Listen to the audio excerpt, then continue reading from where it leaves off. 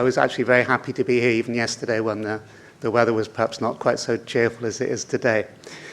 I'm going to try to run through quite a few slides, so I try to go quite quickly. And first of all, to try to set a little bit of context on how we got into this situation from the Turkish perspective, and then end up with the negotiations or discussions that are currently going on between Turkey and the EC at the moment, still the European Commission, not really with the EU as such. I'm trying to, I'm pressing the arrows to go forward. I've been pressing that, but I'm pressing the wrong thing. It should go. Okay. Even though now there's a lot of hostility between Turkey and the Assad regime, initially, when the AK Party first came to power in Turkey, in November 2002, Syria was arguably Turkey's closest ally. And Erdogan and Assad, Erdogan actually denies this, I don't know why, but they holidayed together, Assad and his wife came and stayed with Erdogan and his wife in southern Turkey. And particularly from May 2009, when the AK Party felt consolidated in power domestically, no longer feared the military, and in May 2009, Ahmet Davutoğlu was appointed foreign minister of Turkey, somebody with a very strong Ottoman nostalgia, as Erdogan does have himself.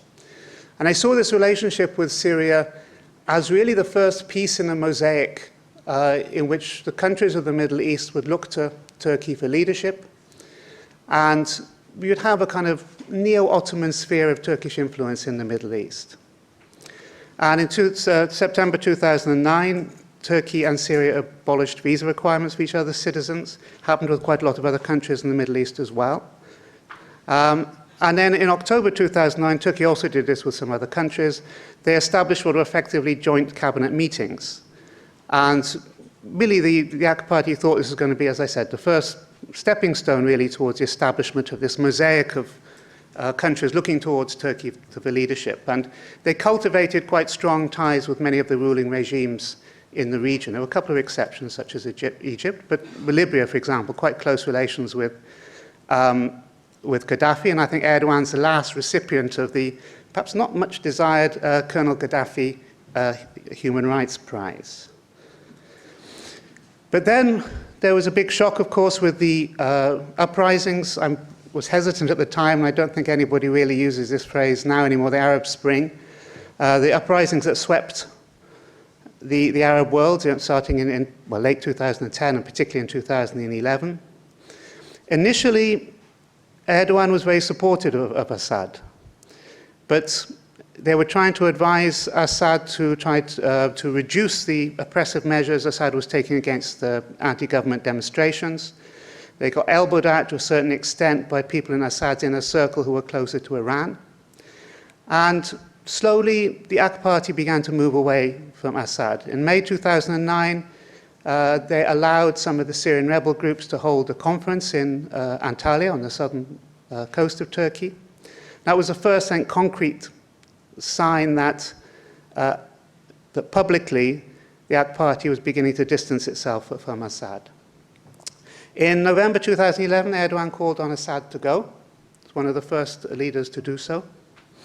And from 2012 to 2014, we had this extraordinary situation where if you went down to the border areas, virtually anybody opposed to Assad was allowed to organize there, including some very extreme groups. The border was virtually open at that time. Because of the abolition of visa requirements, it meant Syrians could come across the border without having to apply for a visa or anything. And we had quite a large number coming into Turkey. The policy changed, really, the Turkish policy changed particularly from the beginning of this year. It's still not complete, but there has been a beginning of a clampdown, an increasing clampdown, in fact, on the jihadists particularly. For example, back in August last year, I went up into the mountains on the Syrian border, and you could see jihadists sitting around in the village waiting to go across. You don't see that anymore. Some people still can go across, but there have been more restrictions. The restrictions are also imposed on the other way as well. It's a lot more difficult now for people to come into Turkey. Throughout the course of this year, there have been times when Turkey has opened a border and then closed it again, and then opened it again. At the moment, as far as I know, I think Sana probably has more information about this, it's closed at the moment. And again, the ambitions really for why did Turkey support the rebels? Was it just a dislike of Assad? No. Initially, they thought when all these uprisings swept the Middle East, where are the Arabs going to look to for inspiration, for aspiration, and for leadership? It's going to be for Turkey. And so there are very close connections with particularly people with Muslim Brotherhood views, with Morsi, for example, in Egypt.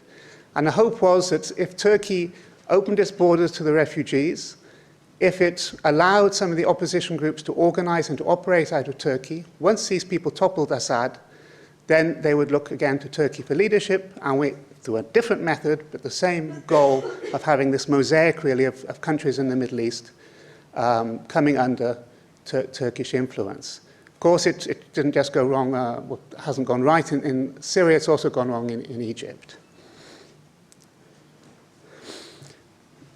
Another factor, and I think sadly we've seen this in domestic politics in Turkey, when the AK Party first came to power, it certainly presented itself as having internalized pluralistic values and being open. Also, Turkey's got quite a large Alevi population, very close to the Alawites in terms of belief, close to the Alawites in Syria.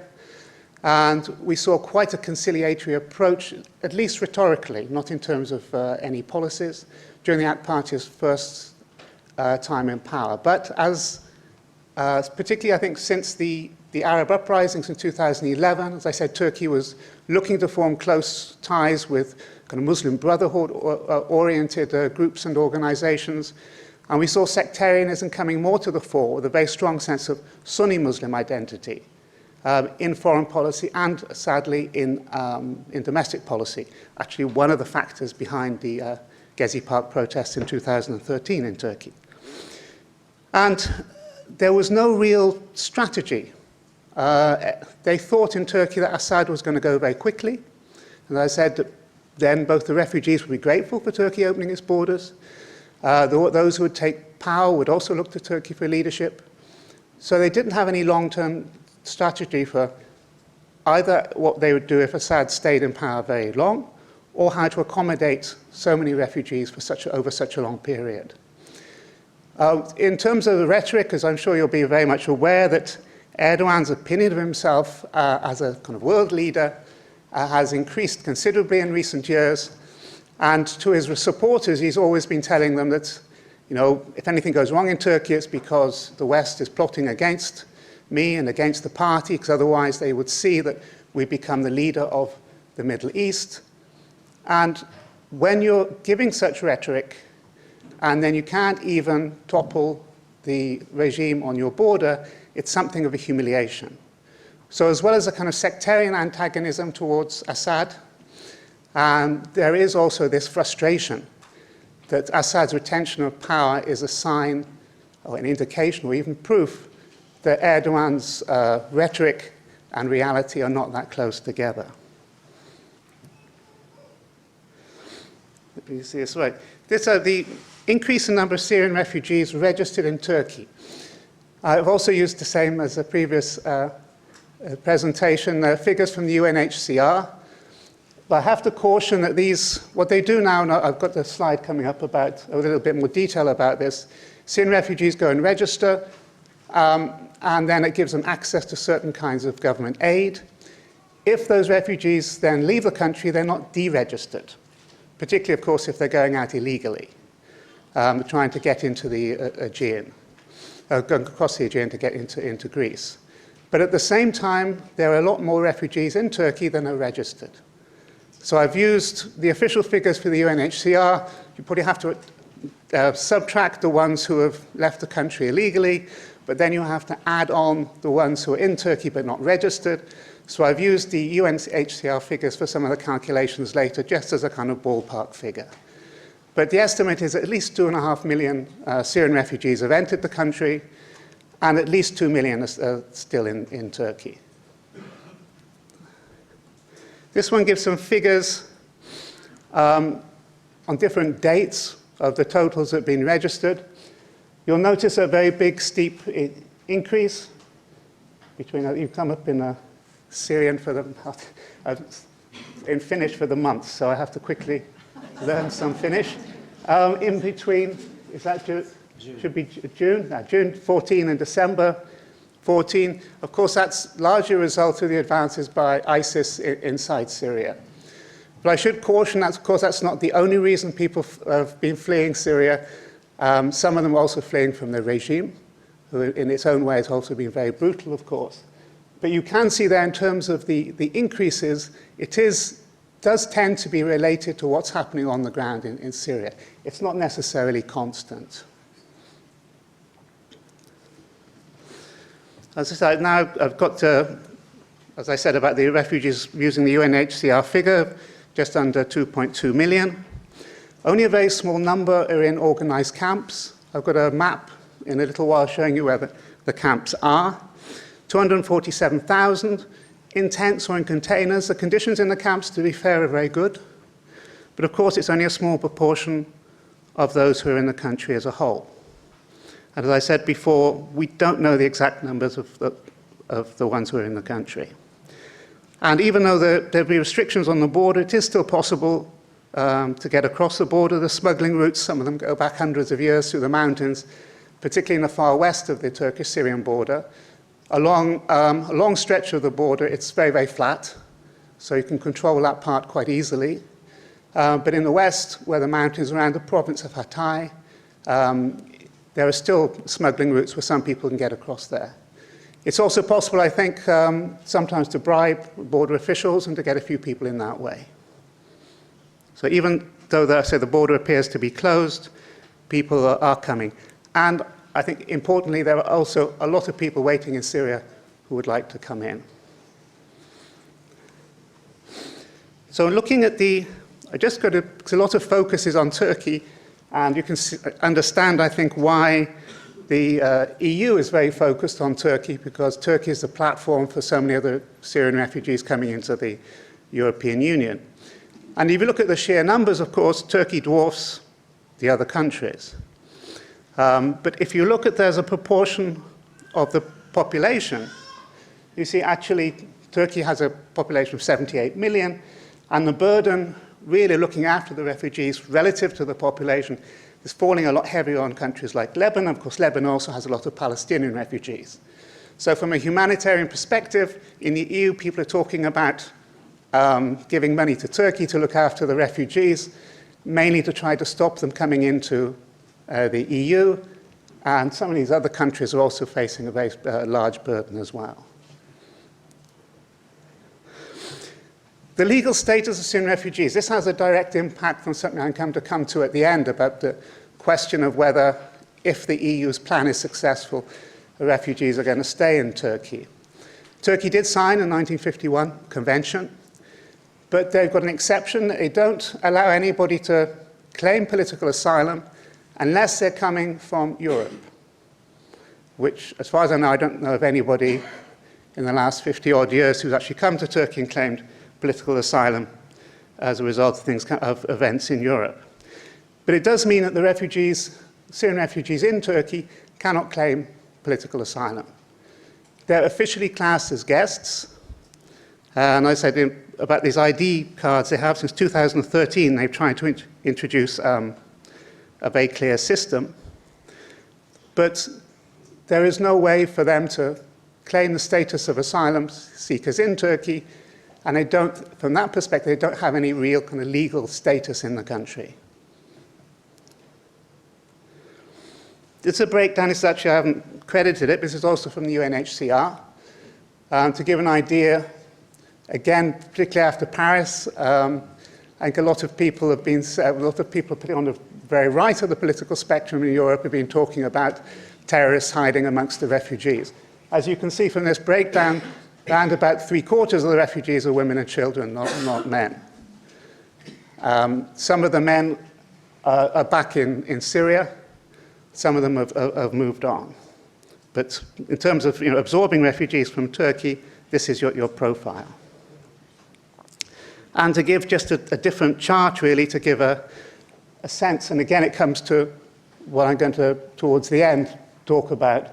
There's only a very small proportion of these people are actually in organized camps. And this feeds into this discussion about how much money to give to Turkey. And as I said, this is a map showing where the concentrations of the camps are. 25 camps in total. Most of them are in border areas. You see towards the right of the map, of course, that's the border with Syria. It's also where a large proportion of the Syrian refugees are concentrated who are outside the camps. So, for example, this here, province of Kilis. In the main town of Kilis now, there's more Syrian refugees than there are local people. And this feeds into what I'm going to talk about in a moment, about some of the tensions in society as a result of the influx of refugees. But there have been no attempt to distribute the refugee camps anywhere else. The idea really is still, from the Turkish government perspective, soon Assad's going to be overthrown, soon all these people are going to go back. So we put them in camps, we put them where it's very easy for them to cross back into Syria. And some of the problems faced by refugees, I have to say immediately, some of you tell from my accent, I'm British. If more than 2 million people had arrived in Britain, I dread to think of the social problems that would have resulted. So even though I'm going to talk now about some of the problems faced by the refugees, sorry, and their relations with the Turkish local communities, I think some of these problems would have been even worse inside a country like my own. I've talked about lateral and vertical social movement. Something quite important, I think, that we look a lot at how people move across territory.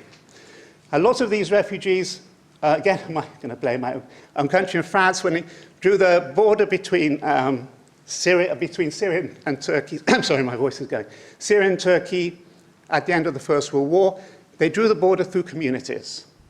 So in the first years of the uprising in Syria, a lot of people came over where they actually had relatives on the Turkish side of the border. And some people also came through with some money. And over time, you get that money being exhausted. Thank you very much. And so what I refer to as vertical movement is that people, when they first came in with some of their savings, they were able to rent apartments. When those savings are exhausted, they can no longer afford to pay the rent, and you get this vertical downwards movement through society. And one of the results of this is the breakup of families. When you have an apartment, a lot of the apartments where the refugees were staying in the southeast Turkey, you'd have the extended family in a single apartment. When they then have to leave that apartment, as you saw from the previous slides, there's not enough room for them in the camps. So they have to try to look for some form of alternative accommodation. They begin to move away also. So you get the breakdown of the family and people looking to somewhere else to live, somewhere else to try to find a means of survival. There's a lot of exploitation, unfortunately, of the refugees. The government announced that it wouldn't prosecute any employers who employed a Syrian refugee. So you get them being working now in almost a grey economy. It's not completely black because the government said that they wouldn't prosecute. And you get a lot of child labour. The children, talking to some of them, the general figure seems to be around about €3 a day. For some of the adults, it can go up to 5, maybe even €6 a day, but still very, very cheap.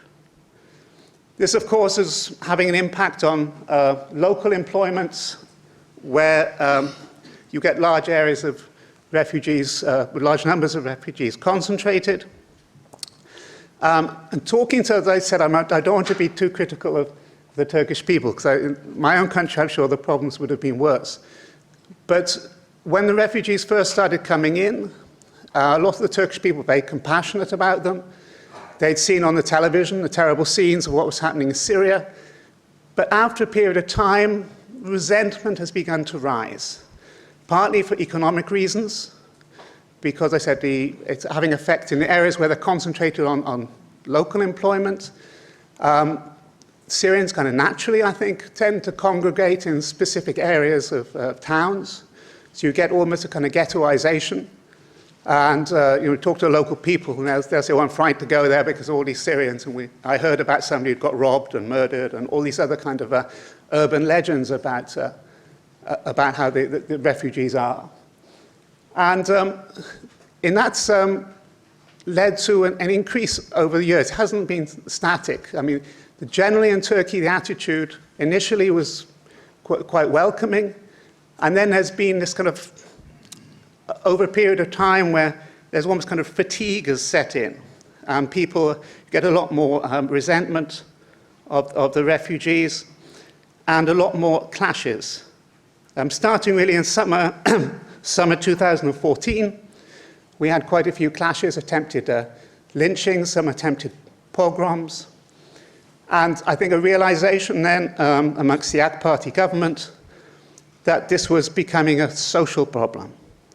And they had to do something to address the tensions that the refugees' presence was creating in Turkish society.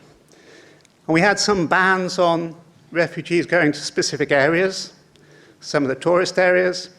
In Istanbul, where I live, they were, moved out of the center of Istanbul. They would have a couple of weeks you wouldn't see them, and then they'd gradually come back again, and then be moved out again, and come back again. And this is one of the factors that's played into why we had such an increase this year in the number trying to get into the EU. It's not the only reason, and the reasons I've given here, quite a few. I don't think this is an exhaustive list. As I said before, some of these people have now exhausted their savings, and they're beginning to move to try to find other places to live, other ways of making some money. Ironically, those Syrian refugees who have already made it through to the EU, you have a kind of a push and a pull factor. In the sense they're being made to feel more unwelcome inside Turkey as a push factor, and then when they get in contact with the telephone, with social media, with the internet, whatever they do, with relatives and friends already in Europe and are relatively comfortable, that's persuading more of them to try to get into Europe. So we have this hope as well of things getting better, is also helping drive the increase. And of course, I think it's been interesting for me amongst the following, albeit from a distance, the debate in Europe about what to do with the refugees. We're not having much of a debate about how to stop the Syrian civil war, which of course is ultimately the reason the refugees exist in the first place. And we've had continued fighting, of course, in Syria, fresh influxes of refugees coming into Turkey. As I said, as far as I know, there are quite a few at the moment waiting just inside Syria, hoping to get across. And we had, during the summer at least, I think this may have changed in the last few weeks, but in the summer, Turkey was making very little attempt to intercept the traffickers. So you could go to some places along the southern coast and see a lot of refugees sitting around waiting to get on a boat to come across. Also, another factor, in certain areas in the southeast, we've had a resurgence in Kurdish-related violence. And for example, going to places like Diyarbakir in southeastern Turkey, up until July, you'd see a lot of Syrian refugees. Since the renewal of fight between the Turkish state and the PKK, those refugees have now moved. A large proportion of them, I would imagine, because they tried to escape from a war inside Syria, and now they've gone to Turkey and southeast Turkey, where there's another war there. So Turkey's publicly stated policy position, I've split this into 3 different phases or stages. It's always argued that Assad has to go. Turkey's also said this is the main reason you have groups such as ISIS, in Syria. and that if Assad was to be removed, the civil war would end, ISIS and the other extremist groups would disappear. Whether or not that would happen is debatable, but that's a Turkish position. Turkey has been pushing also very much for the creation of a safe haven, saying, okay, if the international community doesn't want to get rid of Assad, there should be a safe haven inside Syria where the refugees can return. Both the refugees returning from Turkey and also internally displaced people inside Syria, and there are a lot of those, could also be then supplied with humanitarian aid in Syria. Of course, there's no international appetite for this either. So Turkey has been saying until that happens, the international community, particularly the EU, should help in two ways. One is to take some of the refugees, and the other is to give some money to Turkey to look after those who are still going to stay behind. Just to give an example, I stole this map, I have credited them. If you look towards from your perspective, the left of the map, you see that the purple areas are controlled by the PYD, the Syrian Kurdish organization, and the yellow and brown is ISIS, the yellow is some other rebel groups. Turkey's idea was to set up a safe haven, and the yellow zone and part of the brown zone, basically to push back ISIS from those areas and to have a safe haven there. In June this year, in fact, Erdogan told the Chief of Staff, who's now retired, but he told the Chief of Staff to prepare military plans to go across and to use Turkish troops to establish a safe haven. The Chief of Staff said no. And so the Turkish military won't go in, and there is, of course, no appetite in the international community either to put troops on the ground. Quite happy to bomb, but not to put troops on the ground. The EU and the US position on Syria, as I said, no appetite for concerted military effort. As far as I can tell, the airstrikes aren't changing the course of the Syrian civil war. They do make it look as if the politicians are doing something, but they don't change a lot of things on the ground, except small, perhaps territorial adjustments. No appetite for the creation of a no-fly zone or safe haven. There's a large divergence, this is another issue which I won't get into, over Turkey and most of the international community about the PYD, the Kurds. Ideologically, they're very closely affiliated with the PKK. PKK units have on the ground in northern Syria fighting alongside the PYD against ISIS.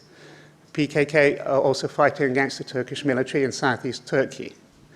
So you do have this as a complicating factor in terms of coordination between Turkey and the EU and the US over policy towards Syria. But there doesn't seem to be any clear EU or US strategy. I was in Washington a few weeks ago talking to people from a lot of different branches of the US administration and the security apparatus, and nobody seemed to have a clear idea about what to do in Syria. But the European Commission, and I start in some of these slides, I've deliberately referred to the EC, the European Commission, as opposed to the EU, because there does seem to be a divergence on some of these issues. Have drawn up an action plan. There was a lot of debates, a lot of discussions between Turks and EC officials. And what they were just talking about in September and early October, the EU would accept a large number. At one time, 500,000 was being talked about in these discussions of Syrian refugees from Turkey, and then pay Turkey €1 billion to look after those who stayed behind inside Turkey. They tried to dangle a few carrots. Turkey, of course, is a candidate for EU membership. It's long claimed this means it should get exemption from visa requirements, certainly in the Schengen area. And so the EC promised Turkey, if you sign up to this deal, we'll relax some of the requirements, not to give Turks complete visa-free travel, but perhaps make it easier for businessmen and other people like that to get visas. At the moment, the process for Turkey is quite lengthy and quite painful, so they're talking about relaxing these requirements. Creation of processing centers where it'd be like a filter to vet those who were deemed to be real asylum seekers or real refugees, and those who were not, were just economic migrants. Joint Greek-Turkish naval patrols in the Aegean to intercept the traffickers. An agreement by Turkey to accept those who were rejected by the EU and sent back. Also, the Commission offered to open some of the frozen chapters of Turkey's accession process if Turkey signed up to this deal. And I think, critically, really, in the long term, there's a very critical progress report on Turkey's compliance with the requirements for membership of the EU. Of course, there was an election in Turkey on the 1st of November. Brussels leaks like a sieve, so everybody in Brussels knew that this was going to be a very negative report about Turkey. The European Commission offered to postpone that report in the hope that Erdogan would then be more willing to sign up to the deal. Basically, it was a bribe to Erdogan. So they did postpone the report, but Erdogan still didn't sign up to the deal. One of the problems here was that when Erdogan was actually in Brussels, the European Commission, on its official website, when he was still in Brussels, negotiations weren't going very well. On their official website, they posted the draft agreement and said, Turkey signed up to this. So Turkey, quite naturally, I think, I'm very critical of Erdogan and the government, but in this case, they had every reason to be furious. Erdogan returned to Turkey, the negotiations stalled. They have been continuing and still continuing as I speak at a lower level, but there's still no agreement at the moment. As things stand, EC is offering Turkey 3 billion euros, of which 500 million will come from the EC's own budget, and the 2.5 billion will come from member states. There's a list of how much each state is going to contribute. In a desperate effort to get Turkey to sign up to this, Chancellor Merkel traveled to Ankara in October, went to Erdogan's grandiose palace on the outskirts of Istanbul, had herself photographed sitting in some very kitsch neo-Ottoman chairs, huge boost to Erdogan's prestige, but still didn't get an agreement from Erdogan. As I said a few minutes ago, one of the things that the EC has been dangling in front of Turkey is the opening of some of these chapters of Turkey's accession negotiations. Some have been frozen by the EU as a whole, some have been frozen by the Republic of Cyprus. And at the same time as they were dangling this as a carrot, Merkel said, I'm always going to oppose Turkey ever joining the EU. So how much of a carrot can that be for Turkey? At the moment, the main issues being discussed, the number of refugees. So you'll see in a minute, I think somebody may be able to correct me, but the latest figures I have, 160,000 to be settled in the EU. The amount of money, Turkish measures against traffickers, the processing centers in Turkey, which would have EU officials in them, which Turkey is not very happy about. Readmission into Turkey, this actually is one of the easiest things, I think, to solve. This could be solved. Changes to visas. Again, it's possible to see some movement there that the EU could relax visa requirements for businessmen particularly, but you're not going to get Turks going to be able to go to the Schengen area without any visas at all. And the unfreezing of chapters, as I said, you've got to wonder how much of a carrot that is at the same time as you say you have the most powerful country in the EU saying, even if the chapters are unfrozen, Turkey's never going to join. The main obstacles, there are, of course, resistance in some of the EU member states to taking these 160,000, or taking their quota of the 160,000. My own country is not very keen on taking many of refugees itself. Some EU members are also reluctant to cough up their share of the money. Turkey says the money is insufficient. I have a breakdown coming up in a moment about how this works out per refugee. Greece is refusing these joint patrols because there are a lot of islands in the Aegean which are disputed, and it doesn't want Turkish naval vessels patrolling around these disputed islands. And Turkey's bottom line is it wants a complete abolition of visas, not just a relaxation of some of the requirements. And as I said, this whole business of Turkey's EU accession process. So there's quite a few things to be agreed on. I haven't heard much about this in the last few days. I've been here for the last couple of days, so haven't been in contact so much. But certainly at the end of last week, people were still talking about having a meeting with Erdogan in Brussels on the 29th of November in the hope of getting some kind of deal. A lot of pessimism about being able to get the whole agreement signed. There is going to be a lot of pressure to have something to show if they get Erdogan all the way across from Turkey. So we may see some kind of face-saving announcement which doesn't have much substance to it. But even if the agreement was signed with Turkey today, and you take those 160,000 going to the EU, you have the 247,000 in the camps all close to the border, you still have 1.75 million refugees in Turkey outside the camps. And again, I said this is a kind of ballpark figure. We don't know exactly. And you have a lot more refugees in Syria waiting to come across the border. So it's not going to really solve much for Turkey.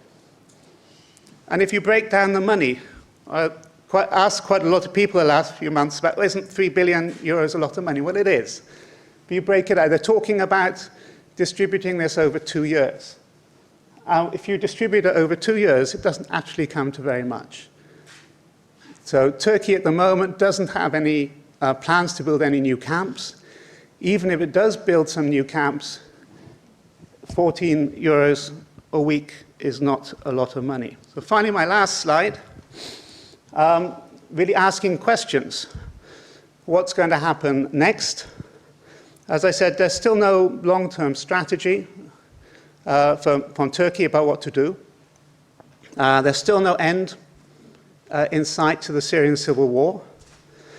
Even if the Syrian civil war ends tomorrow, which is not going to happen, these refugees are still going to be outside the country for a long time. The infrastructure is destroyed. Lots of them don't have places to go back to. They certainly don't have jobs and or well-equipped towns and cities to go back to. So the social problems also for Turkey associated with these refugees are going to continue. Despite the election victory of the AK Party on the 1st of November, there are a lot of problems inside Turkey, a very deeply divided society, a lot of tension over the Kurdish issue. We also have an economy where the pace of growth has slowed noticeably. This is not the ideal situation to be trying to absorb or to care for 1.75 million Syrian refugees. And so we're probably going to see more social tensions. As I said before, it's very important for me is the vertical challenge for these some of these Syrian refugees who initially came with money. And of course, the ones who came with money very often were from the middle classes. They've exhausted their savings, and they're now having to scrimp and save, or scrimp and trying to find some way of making a living in Turkey doing manual jobs. So it's very difficult, often physically, because they're not used to this kind of thing, and the jobs that are available tend to be unskilled manual labor. And I think the big question really is, and I could probably even ask you this, if you were a Syrian refugee, given all of this, will these Syrian refugees, even if the deal's done, would they be prepared to stay in Turkey? And given the challenges it faces, is the Turkish government really going to try to stop them getting into the EU? Thank you very much.